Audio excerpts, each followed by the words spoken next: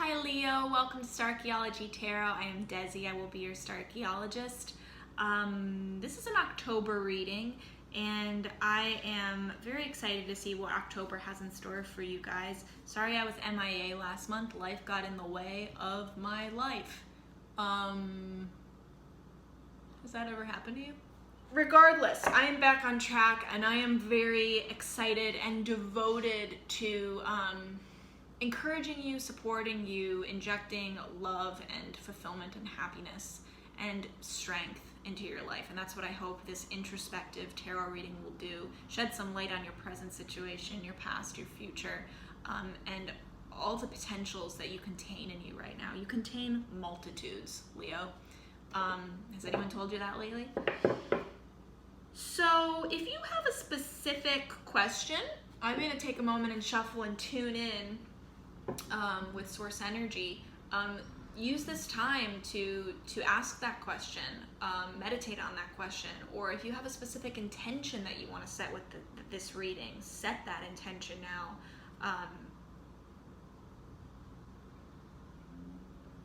Energy travels across space and time and screens. So just know that we are connecting right now purposefully in that way, and I hope this reading is whatever it is that you need most right now. Some of it will resonate with you, some of it will not.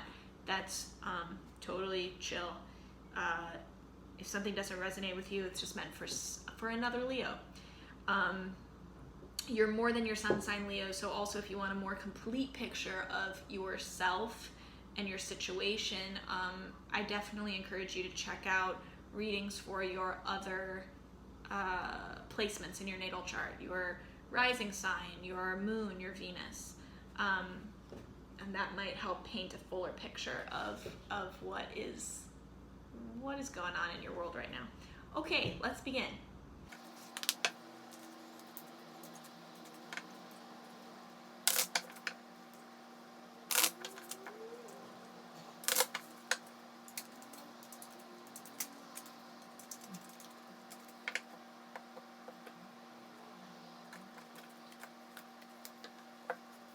Okay, Leo, this is October is a month for you where you might feel like you're getting just caught up in the mundane, and if you're not careful, you can get really caught up and swept away in the semantics of that, or be also, on the other hand, just be very bored by that. However, the month contains great potential for you to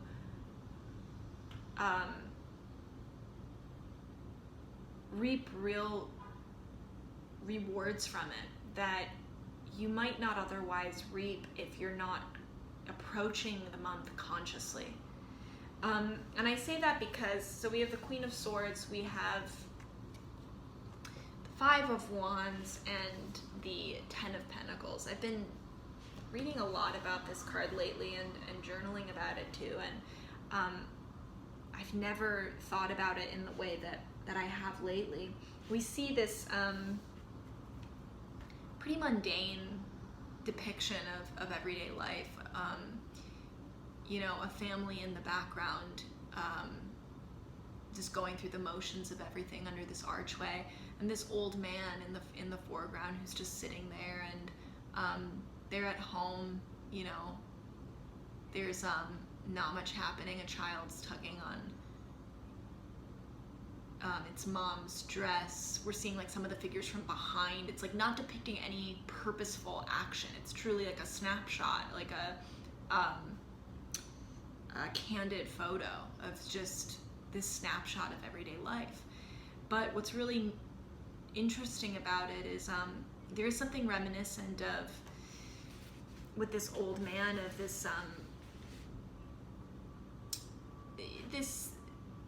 this story that we find in many cultures of this old man that evokes magic, of like an angel or God that's come disguised as a beggar or a traveler to visit some family and test their hospitality or generosity, and then leave them a gift in some way. And we see that because the family's ignoring him completely, and the dogs know. That's another part of a lot of these myths. The dogs are drawn to this man because they know his true identity.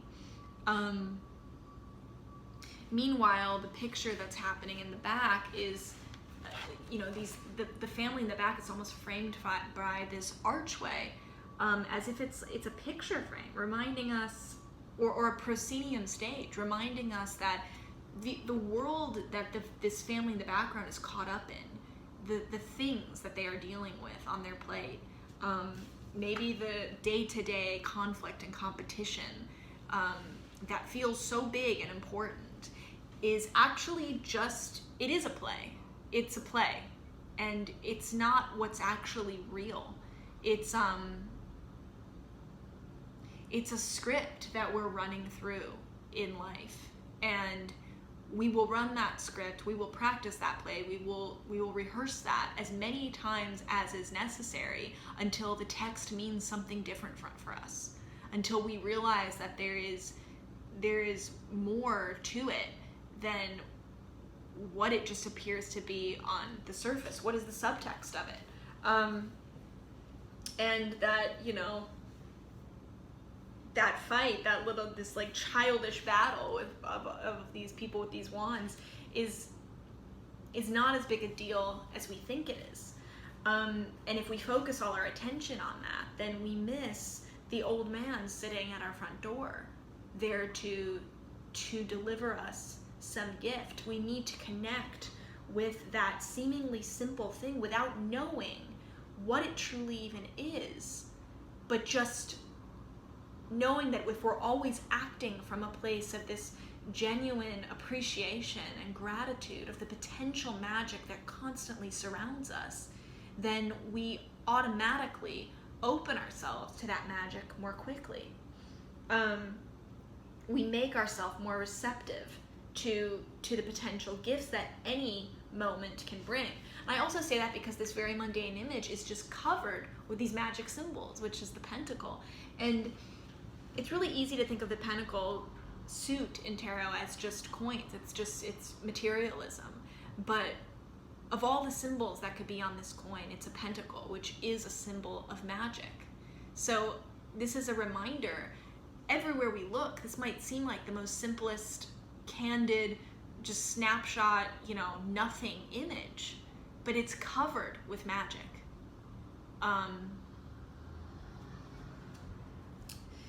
So I think the message here for you, Leo, in October is to really rein in, and this is where the Queen of Swords comes into play, really rein in that wisdom that you've gained from experience, particularly from sorrowful experience, because that will serve you to a certain degree. But it also carries the potential to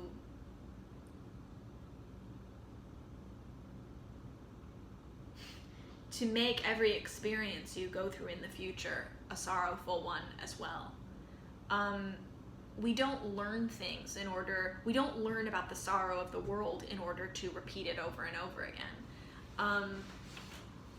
Kind of like this play, actually. It's like we are constantly going through the motions again. So when we're able to go through the same thing multiple times or in different forms, learn the same lesson in multiple times in different forms, the expectation there is that we're doing it something differently each time we do it, so that we actually give ourselves opportunities for growth. The Queen of Swords, as you can see,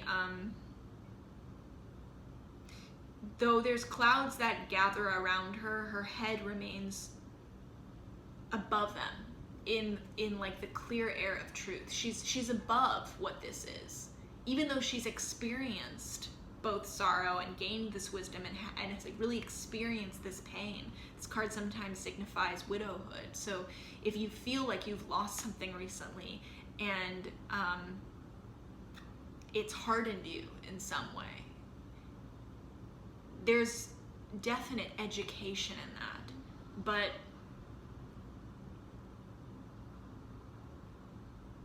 but only if you raise your head above the clouds of it as you see forward. You want to be educated by it. You don't want to be jaded by it. And it's the same way like with her expression. Like, she frowns at the world, but yet her hand remains open to it. She's still inviting the world towards her. And the way that this is pulled is like what she's inviting towards her is the conflict. She's inviting conflict because she sees value in conflict. She sees value in multiple dissenting voices battling something out. She sees value in the debate. She sees value in the competition. Partially because she doesn't take that conflict too seriously. She sees it as part of the play of life. So don't get caught up in that competition. Don't get caught up in that conflict. And if you find yourself getting caught up in those details, pause and remember that you're above it in a way. You have the option to see above it. You have the option to look at the bigger picture. If you find your emotions getting wrapped up in this competition, take a step back and try to laugh at it first, because that might actually broaden your perspective of it, and also open your eyes to what magic there is to learn from it, what magic there is to be gained from it.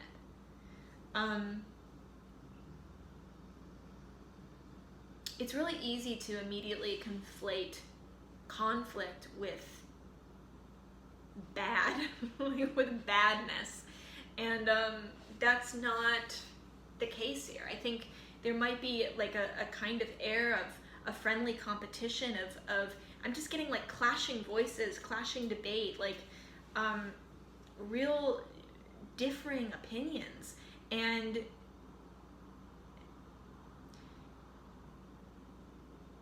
the cards are encouraging you to invite that into your life, to welcome that into your life, not to avoid it at all costs, because by avoiding it at all costs, you lose sight of the fact that this is a play. You lose sight of the fact that there is a deeper experience to be had in even the competition and in the differing and dissenting voices and in the clashing. It's not just about clashing. There is something to be gained from that, and there's a magical component to it. And I would say a magical component that has the potential to save you a lot of future pain and time. This Ten of Pentacles is also another mythic story that it references, is like similar to the Odyssey of someone being this old man who's had to go through so much, had to go outside of his mundane world in order to come back to it and see the magic and beauty and perfection of it. He couldn't see that before the journey.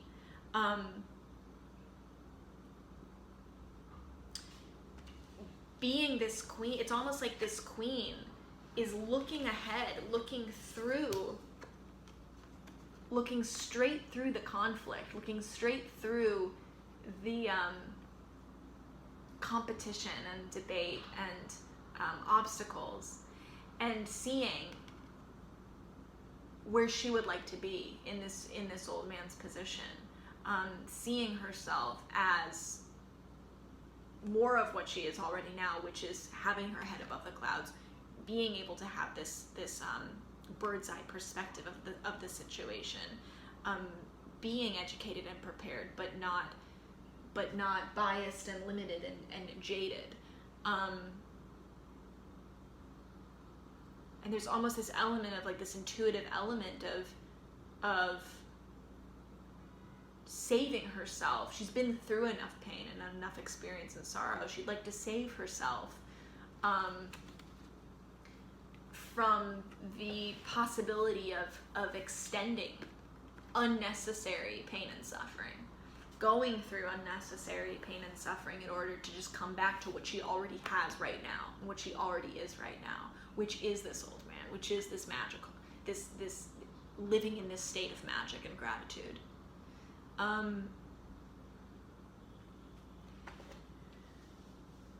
So it's almost like there's an opportunity in October, Leo, for a kind of a detour, a shortcut, and it all has to do with your perspective on this argument, on this conflict, whether it's internal or external. Looking beyond what this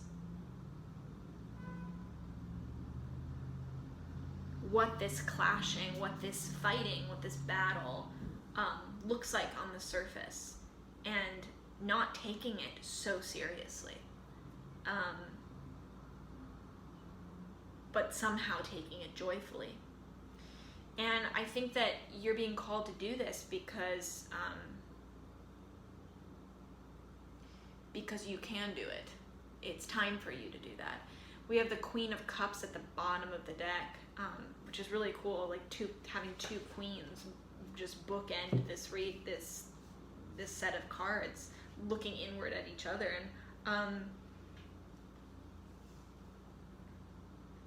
and I'm seeing a real balance between that mindset, that educated mindset that experience has given you, but not letting thoughts be the cause of more pain and suffering, balancing that with this inner heart-based, heart-led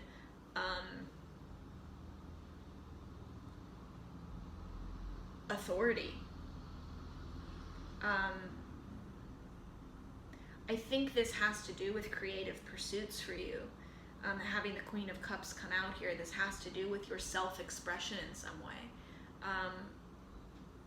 You as a creator, whether what it is you are creating is, an artistic project, a work-related endeavor, a relationship, or a child you're raising. That is a form of creation too.